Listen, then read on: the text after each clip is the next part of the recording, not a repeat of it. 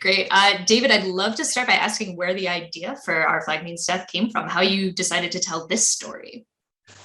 My wife heard about Steve Bonnet from somebody, and she is very smart. And she said, you should like read about this guy because this would make a good TV show. And I just went to the Wikipedia page and was like, immediately, it's man blows up his life to become a pirate, abandons his family, is not good at pirating, gets stabbed pretty quickly, and then befriends Blackbeard, the best pirate. It doesn't, I mean, it's like already that's like pretty good story structure.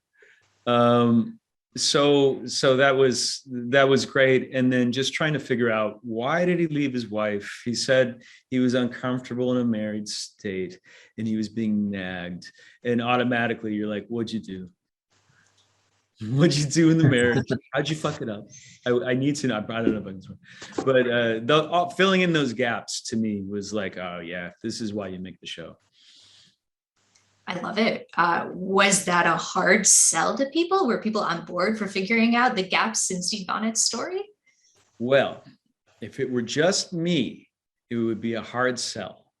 But when you come with Taika Waititi, people want to buy your show. I've learned. So they were on board. People were very on board. Liked my take on it and the ideas that Taika and I were talking about, and it all came together really quickly. That's wonderful. Good. Taika is not the only draw in this show. Rhys Darby, you're also a big name in comedy, so I'd love to hear how you got it. I'd love to hear how you got involved in this project. David eventually asked me. I knew it was on the radar when it came out and that Taika was involved, and I thought, this will be hilarious. What is this about? And so I looked up Steve Bonnet, and sure enough, there was a real guy, that the real story was there. And I didn't really think anything of it after that. I knew I was definitely going to watch it no matter what. This is exciting. Who's done a pirate TV series before? I don't think anyone. Not that I can recall. Why? I did question why not? Why wouldn't you do this? And then, of course, it's because it's horrendous being out at sea on a boat and trying to film, and it can't be done. And so, bad idea. So I was like, what are you thinking? And then David, eventually got hold of me and said, well, would you like to have a go at reading for this? Because I think I can't get you out of my head when I think of the guy. I don't know whether that's a good thing or not. No, I mean, you were the only choice.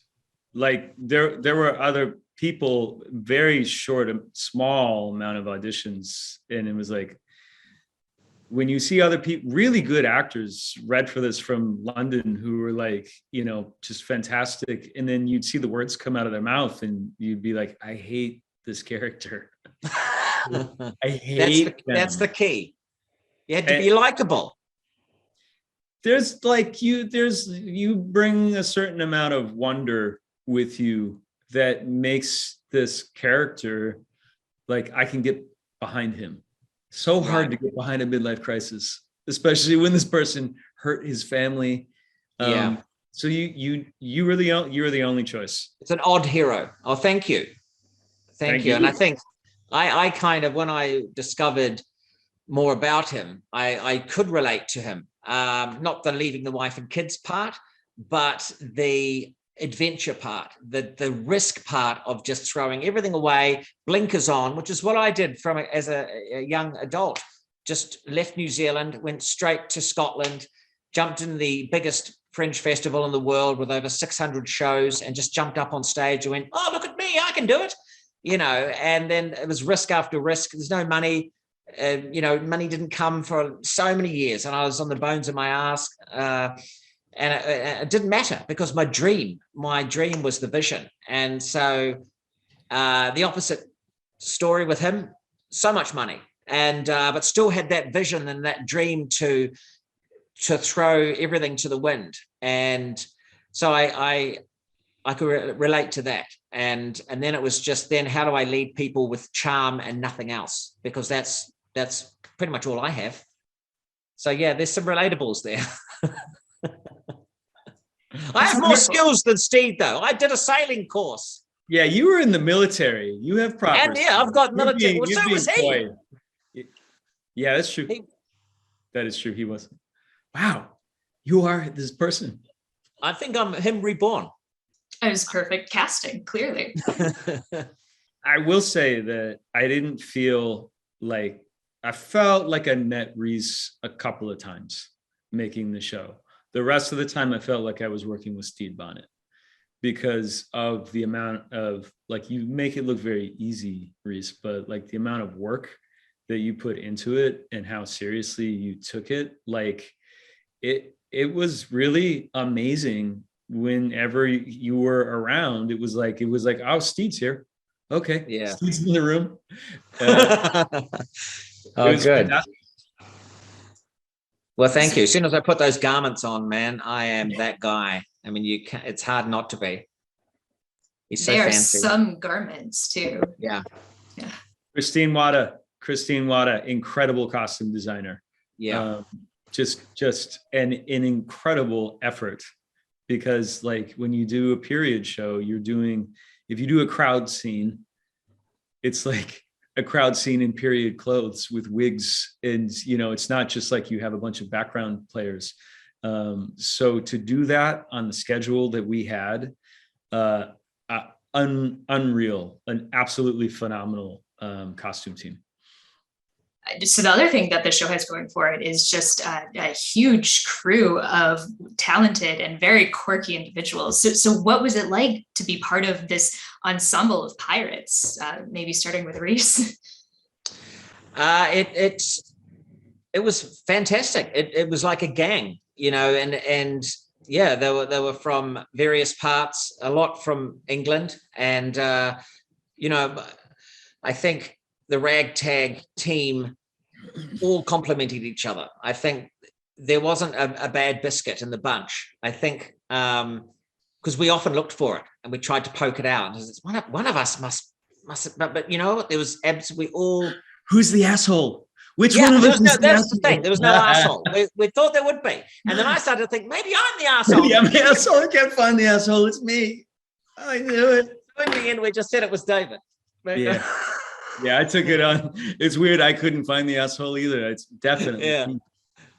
Wait, were we the assholes? Anyway, it was one of those things where it was just so lovely. Everyone really got on board for this because they knew it was an epic journey, and you had to bring your A game. As soon as you saw the set, that the pirate ship was just detailed so perfectly, and it rocked, and we're on it, and so you could hear the rigging. You could hear the rigging moving while it rocked.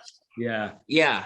So we, and these chaps that had come all the way from the UK and what have you, and it was like, they made a huge journey as well. So the pressure was on, and I think there was so many sort of parallels to the story and to real life. None of us really knew each other, and so the pirates all got to meet each other for the first time, and I'm the leader, and they weren't sure of me. They, and I was slightly different to them. And that was weird. And there's a whole bunch of different accents, which is just real and fantastic. And so, yeah, the cast couldn't be less of a challenge for each other than ever. Is that a sentence? Yeah, that counts.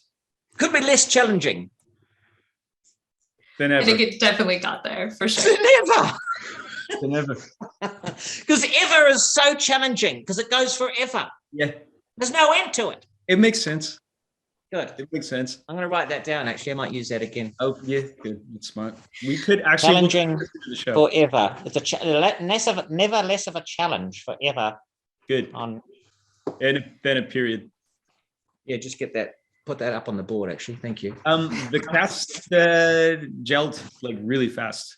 Which that was really nice. Like they became a crew like fast, and we fitted into our roles like weirdly, like we were supposed to be there, and And isn't it weird? Like Samba, who's the cook, he's an amazing chef in real life. That was a total fluke. That's weird, right? It's so weird. It's very weird. Yeah. He's also That's the so surgeon, though, cool. and I don't think he's got any of those sort of surgeon skills. But then There's back still in those time. days, they didn't either. Yeah, exactly. That's the spirit.